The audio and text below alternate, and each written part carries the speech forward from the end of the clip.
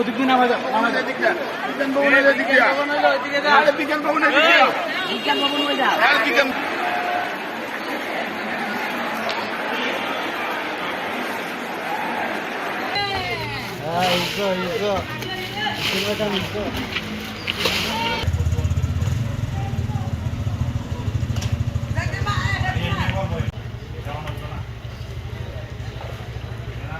এই বৃষ্টিতে আমাদের অনেক ক্ষতি হয়েছে, লাখ লাখ টাকা পর্দা মনে করেন ফোন কাভার এগুলো অনেক, এটা কি বলবো, দেখেন কি অবস্থা।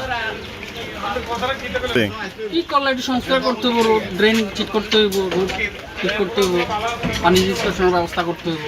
গাড়ি চালানো তো অনেক কষ্ট আপনার, যে দিক দিয়ে বেরোই আপনার রাস্তাঘাটের দিক দিয়ে আপনার এই পানি ভরপুর, প্রতিটা উলিগুলিতে পানি। আর কুমিল্লা সিটি কর্পোরেশন একটু ভেঙে মুতলে মনে করেন যে পুরো শহর পানি তলায় যায়। হ্যাঁ, আর অটো মিশুকলাদেরকে প্যাসেঞ্জার নেয় নিয়ে সেটা এদেরকে লইয়া পানিতে যায়, তাদের ন্যায্য ভাড়াও দেয় না এবং তাদের গাড়িও ক্ষয়ক্ষতি হয়। আর একটা গাড়ি আপনার মোটরে পানি ঢুকলে 2-3 দিন সবার জায়গায় এটা ঠিক করা লাগে, নষ্ট হইলে এটা আবার ক্ষতিপূরণ দেওয়া লাগে, মালিকের গাড়ি হলে এটা জরিমানা দেওয়া লাগে, অনেক সমস্যা হয়। এগুলো মনে করেন যে সিটি কর্পোরেশন যদি এই সঠিক এই উদ্যোগ নেয়, যে এই সিটি কর্পোরেশনের ড্রেন যেগুলো আছে এগুলো সঠিকভাবে পরিপূর্ণ করে পরিষ্কার রাখে সবসময়, তাইলে এগুলা প্রতিরোধ করা সম্ভব। পাবলিকের তো অনেক কষ্ট হচ্ছে, যেমন মধ্যবিত্তরা, নিম্নবিত্তরা, ওনাদের তো আজকে সারাদিন পুরাই মাটি, ওনাদের কর্ম সবগুলোতে দেখেন ওইখানে দোকানগুলোতে পানি, অলরেডি ভিতরে পানি চলে গেছে, কীভাবে আজকের দিনটা তারা পুরাই শেষ। যেমন অটো রিক্সা মানুষের চলাচল করতে পারতেছে না, অটো রিক্সাগুলা ব্যাটারি নষ্ট হয়ে যেতেছে।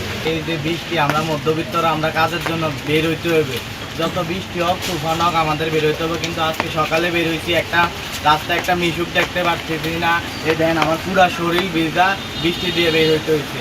কিন্তু আমি সিটি কর্পোরেশনকে একটাই বলতে চাই, ওনারা উন্নত করছে, আশা করি সামনে তারা আরও বেশি উন্নত করবে, যাতে এরকম আমাদের বিপদের মধ্যে পড়তে না হয়।